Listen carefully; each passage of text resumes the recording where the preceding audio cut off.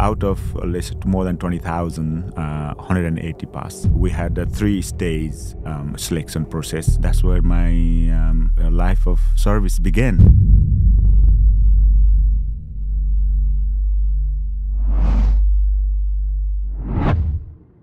My granddad was Gurkha, lost in the Second World War, and my father failed to join the Gurkha 3 times. Here I am, and born, as a child, grown up massively on the culture and traditional as the Eastern, Okay, so did you do school and that sort of stuff, or were you sort of literally? It was part of the school as well, Okay. and the traditional culture is also wisdom, Buddhist and Hindus, Okay. As traditional way. Yeah. So you had a happy childhood? Yes, I think very happy. To be honest, we didn't know nothing apart from being in a mountain, playing around and just worshiping the god, worshiping the tree, water, sky. I think that's the way of our traditional culture. Okay, so very much no electronics, nothing, no television, no, just a very sort of natural upbringing. Yeah, very much. Growing up as in worshiping the nature, and that's all we had anyway. So yeah, basically, first time I seen the aeroplane and buses was when I joined the Gurkha. When I applied in 1995, we have almost more than 20,000 applicants. Wow. And then, so basically, let's take it this way. Every boy in Nepal is to join in the British Gurkha. Okay. So out of, let's say, more than 20,000, 180 pass. Wow. Yeah. So what is the procedure? How do they say, right, that's the 120 they're going to go, and that's the 19,980 that are going to fail. Yeah. How do they work that out? So when I joined, almost 30 years ago, we had a 3-stage selection process. Number 1 is what we call it ex-retired Gurkha from the local area. They will just go through the word of mouth by then. And then they will say, right, okay, on that day, let's April the 3rd, in this area, the ex-Gurkhas will come up. And there's basic, they will measure your height, make sure it's above 5.2, and then your chest, and then they just basically scan through, no damage, your eyes. Okay, so just to say you're a fit young man who we could possibly do something with. And that's the first stage, and they will check your, kind of behind your, what's the history and have you been related with the Gurkhas and all the stuff. So in there is now you have to do the 12-time push-up, push up. 12's a lot. 12, yeah. 5 to be a Marine. 12's a lot. Yeah, I don't even know.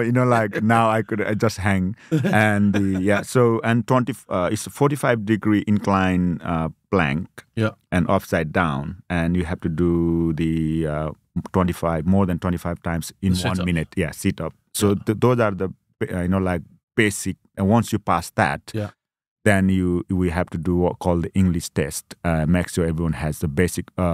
It's very basic. When I joined, they just ask me, "What is your name?" and "Can you write down your name in English?" Then they will give the final stage. Then where everyone come. It's called a place called Pokhara, which is central and final selection. And then that's where the team from Catrick, all the serving, Okay, so Gurkhas proper turn up there. Yeah. And so what do you do with them? What do you do with them? Then they will come up and they will do the now I know CFT. Yeah. And then most importantly we call the Doko race. They carry the it's actually the CFT, but in Nepal there is not area suitable for all these things. That they found the one hill. It's almost about, I think, 2 miles up and down. So because Gurkhas, even for me, I never carry the backpack in my life before I joined the Gurkhas. So what we do is we carry the what called doko, but it's like bucket with the bamboo. Okay. And then they put the sand 25, I think almost 20-25 kg normal here. Yeah. And then you just carry on the forehead and then just run. And the test was, you like this one, and the test was 25 people, only top 3 will pass. Wow, so it's a race. It's a race. Yeah. Either you are in 1, 2, 3, or that's you done. There's no you just wasted your time. Yeah.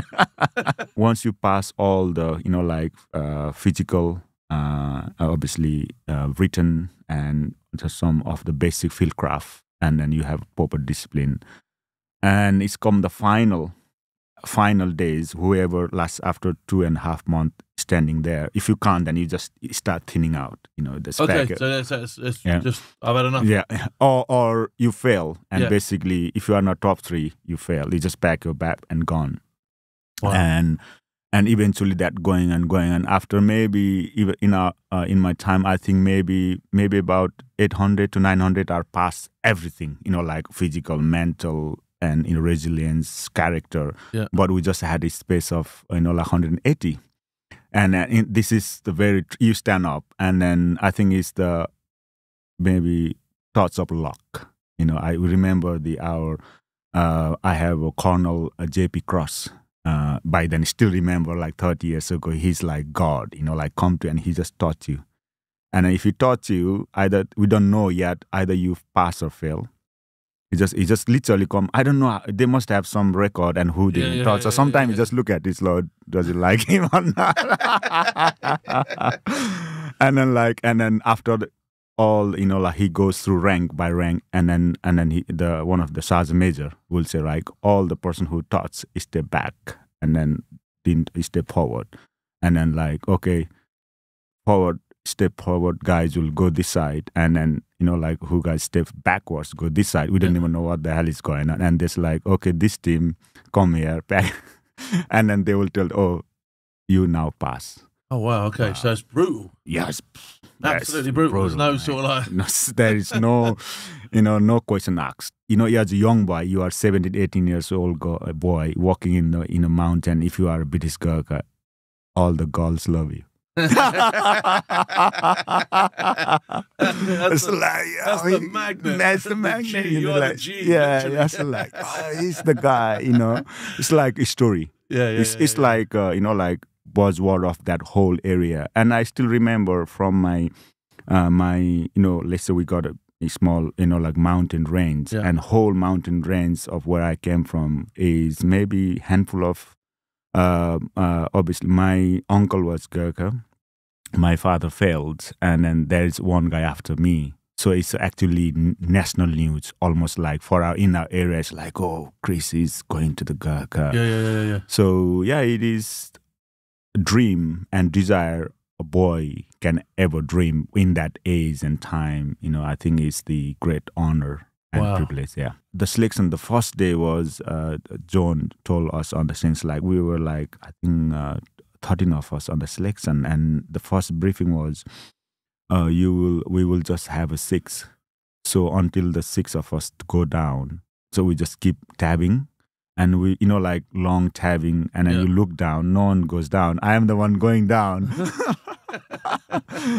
Oh, mental stress and the pressure and all this thing. But I think it's still quite tough. And like you say, I find very, especially writing, report writing, and on going through the toilets, isn't it? Being a sentry. Yeah. It's all that. The standing to, the wet kit, the dry. Everything wants you dead in the jungle, doesn't it? Yeah. It's great, yeah. So did you got through the jungle first time okay? Yeah. Okay. Yeah. And then obviously onto the rest of the selection. Had you parachuted at this stage before, so had you done any jumps in that? No, I did have the the basic P company, with the Gurkhas with the 2 paras. But the to be honest, I think after that, before the jumping, I think we did the OP and the driving the city. That's right. Oh my God, I didn't even know how the hell I passed. I have no idea. I couldn't drive first thing. I had no license anyway by then, and radio, on the OP. Yeah, it's that 317. Yeah. Thing. And they gave me, oh, you're a radio operator. I was like, oh my God, I didn't even know what is this thing, Oh my God. And it was curve, like my life was like, just like, hit it, kept going up. Keep going up. And I was like, when this is going to end? And it's constant learning. But I think we just, work hard, isn't it? Learning when everyone's sleeping, open the notebook and how to turn off, how to turn on, and always have a good friends, and a couple of really good guys. That's how we think we do ourselves, but actually, it's just the people surrounding us, like comrades, and I think those play the vital roles. So you get through selection. Yep. What squadron did you go to? I went to the A squadron. Okay, what year was this? 04. Oh, okay. Yeah. Okay, so the squadron's already at war then, really, isn't it? Yeah. It's already out Yeah, fighting. out, yeah. Yeah. So, A squadron, 1 troop. Okay, yeah. What was your first tour? Did you almost hit the ground straight away, or did you? Yeah, pretty much straight on. Pretty much straight on. As I went to the troop, and they were, I think, on the overseas leave a couple of months before we deploy. So yeah, that's my straight on to the Afghan. The Afghan National Forces, or whatever they're called. How were they? How receptive were they? Were they good? Were they? Yeah, I think, I think like all the locals, what I find really interesting was because I know I often spend, in their, rotis, and then I go there, and they are pretty sensitive, what they are, and then, like everyone, everywhere in the world, I think if we a little bit open up ourselves, and then, like give it away ourselves, then they will give back. That's the one thing I learned slowly. We became very good, and the end of obviously, like going on the ground and walking with them, talking with them. Yeah, it was one of the things. Also, what helped me is because the Nepalese and India, and then like the culture and language are, it's like 50-50, like 50% language. Yeah, so you can understand more. And then I could understand what's going on, in the undercurrent, and I could go like, how is everything, and start communicating and eating with them, and that definitely helped a lot. Okay, yeah, because the terrain as well is fairly similar. It's very hilly terrain. Hilly, yeah. So what parts of Afghanistan did you work in? It was down in the south on the border. Okay. Yeah. What was your favourite tour? Have you got a tour that stands out from the others? Have you got a tour that you go, that was the one that really? Yeah, I think maybe one of my best. I mean, I think so it's like always have a good or bad, but maybe Iraq 07. Okay. That was task force night. That's the one of my, like busy. Yeah. But as we dream to be more sort of, our way, I think that's probably one of the great time. And out with the guys, and Matt is, was working with them close together. Yeah, it's really. They were kinetic tours, weren't they? They were busy, full on, punchy tours. Yeah, punchy tour. At the same time, I think learn quite a lot with life. Yeah, I think. As a journey of life too. How did your spiritualism, because you are a very spiritual guy, aren't you? Do you know what I mean? Spiritual guy. Yeah. How did that fit in with what you were doing? Did you have time to sort of like appreciate? Yeah, you know what? This is exactly where it started beginning. It's so basically, and I think in especially in this tour, I ended up losing quite good friend. Really, really close friend. And one of the job we were doing, this is where it started, was the land on the target. We did the jump, like night jump, and landed on, and having the mission. And obviously we kind of achieve, like whatever the mission was. The sad thing, or sad or good or bad thing, was like still, like bullet flying around during that period. And maybe on call, maybe about 13 or 14, came and hold my hand, and start crying. Start crying, and it's like, it's one of those moments, and then I start crying as well. Then I start realization came, actually, whatever we do in our life, with the mission, with the job, the country, whole, our family and friends, and then we are there, all the good purpose and mission. But life and death actually we didn't have control over. Even my life, or anyone's life. There's always someone above or someone decide the, like life. Yeah, so I suppose you'd call it fate. Yeah, yeah. You can't control fate. Fate controls you. Yeah.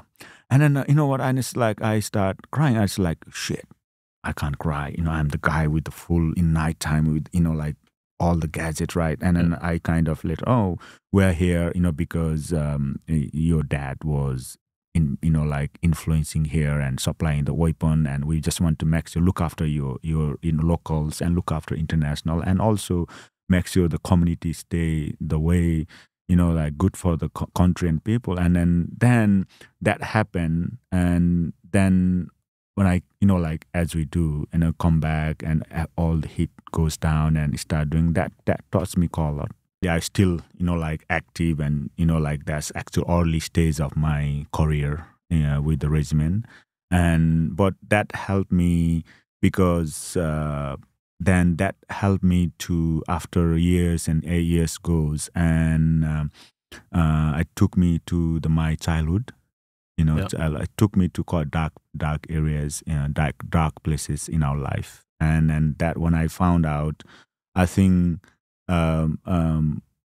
we are, even though we all have a good intention and we have a good vision and we are doing work, and everyone has to sacrifice their life, time and commitment we do for our sake of our love, our country, or the people and friends and comrades who gave their life for us.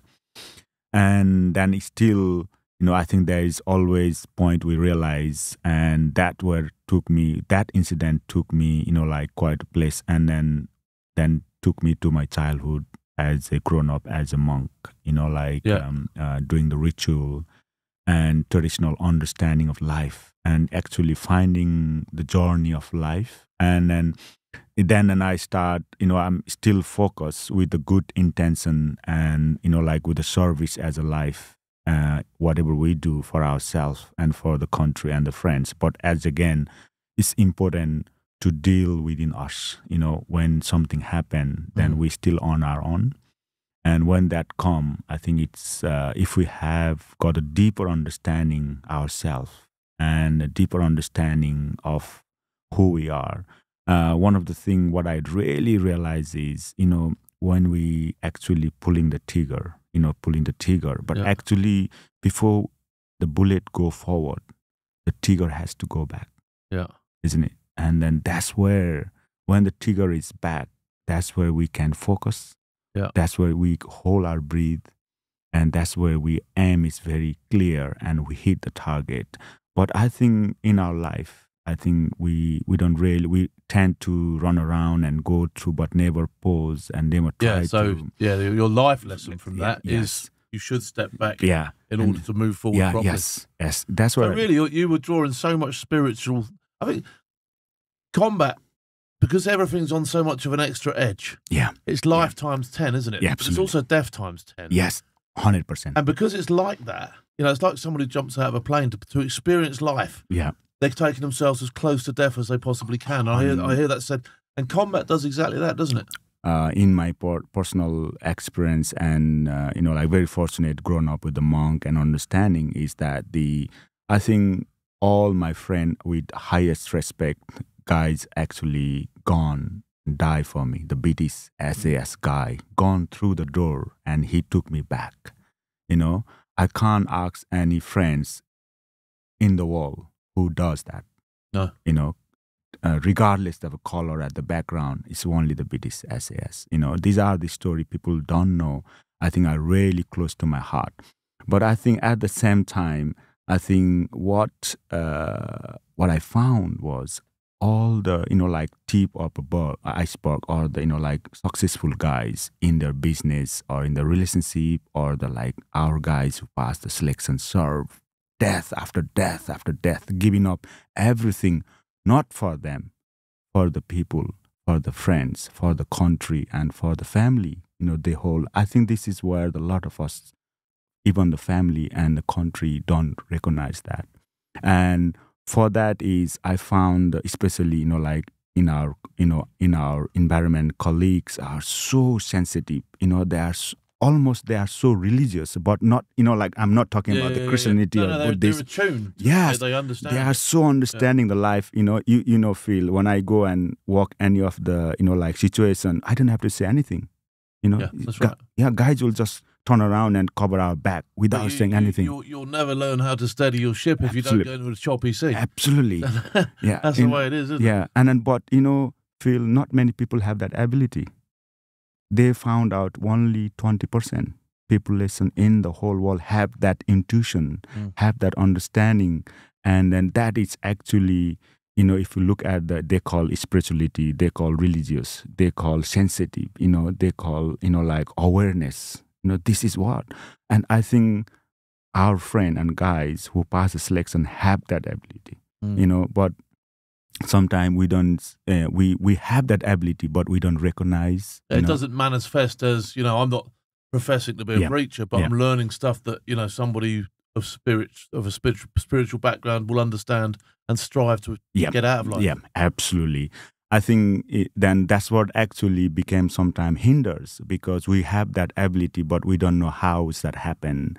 We have that, I'm 100% believer, all the guys who passed that selection is the 0.1% of the, you know, like their intuition, their sensitivity is so, you know, like overactive than the normal people. If you take the 100 people and go inside the door, they don't have a clue what's going on. But if you take the one regiment guy, they will not go in like, they know exactly what's going on. You know, it's maybe you don't know how is that happen, but that's what I find really, really interesting. And then the story is like, then again, you know, incident happened few times like that, and it's been, you know, it's been life-changing experience, and I still feel like I'm living this life for the service who gave their life for us and for me, and I'm still alive and breathing because they gave their life.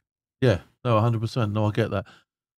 So, outside of combat in the regiment, you did quite a lot of mountaineering as well, didn't you? Because you were a mountain trooper, weren't you? Yeah, yeah. So, you led. What was your first time up to lead an expedition up into the Himalayas with the army? Yeah, so that was in camp in 2011. So I was just about to cover the mountain chip and in the regiment, and there's I didn't know the Gurkha, they wanted to do the 200 years. They found out none of the Gurkhas submitted Everest until 200 years. Okay, and then one of the Gurkha officer and had idea, oh, what we done, we send the Gurkhas on the Everest, because in Nepal no one actually climbed. Funnily enough, none of the Gurkhas know how to climb. And they were struggling to find the instructor. And then somehow, I think it must be the our CEO has the letter come, oh, is there anything any of your guys can help us, the Gurkhas going on the Everest?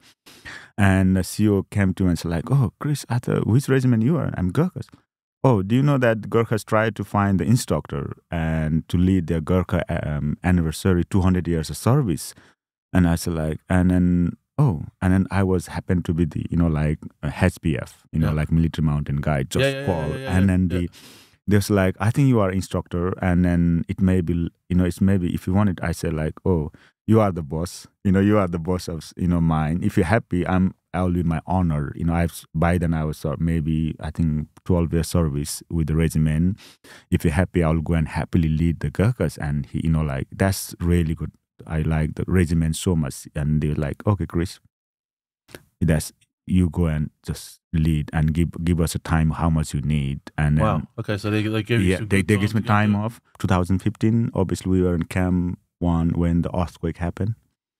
And we had two teams. So my team was in the Camp 1 and earthquake, and we came down, almost rescue, I think maybe about 15 dead body, in the base camp. So actually expedition collapsed and came down, and we win re-attack on 2017, and we have still hold the Guinness World Record. So 13 service member submitted. It's the biggest ever group in one of us group. So we submitted that, and once we submitted that, then it's life. And then after I came back, And there's a couple of guys from regiment like, oh, we should go and do the like, the mountain trooper or gonna do the K2. Then I mean, if you've done K2, done the K2, and done another 8,000-meter Dhaulagiri, and which would you say is the hardest? Would you say K2's the hardest? I mean, you hear a lot of people say I've not done either, so I think it's so many challenges itself.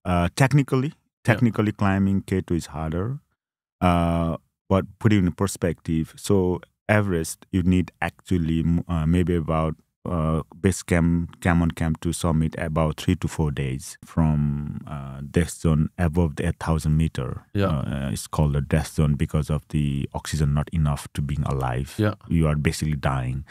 So they call about maybe maximum 10 to 12 hours you can survive and go up and down. And normally 12 to 14 hours from camp for you go summit and come back.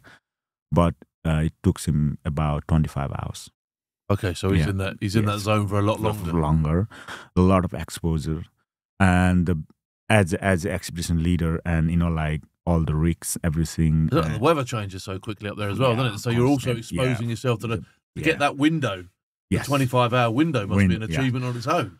That is I think that was a lot challenge. And I think, and then the other challenge what I found is the human factor, human management. And, like we had Hari, the double amputee, then we had the, 12-man team supporting him. Then how is the people feeling, how they, how's their condition, and how's the weather, how is everyone doing, how the avalanches. Oh my God, that's constantly.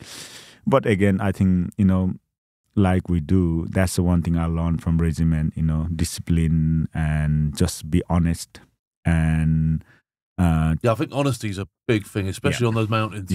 This year was one of the deadliest season. It's more than 20 people dead in Everest.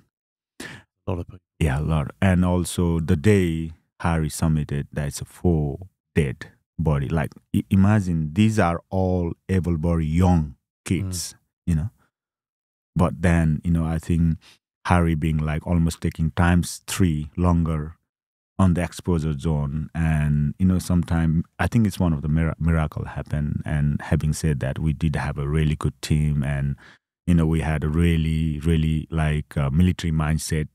We had, actually I had planned, right? First team goes, if the team, early stage, what I found out is, once you expose, actually Hari, he's slow, but he's walking hard, isn't he? He's walking like 10 men. But the guys who are supporting Sherpas and the guides are slow. They are the ones suffering because they're exposing longer and they are not walking hard.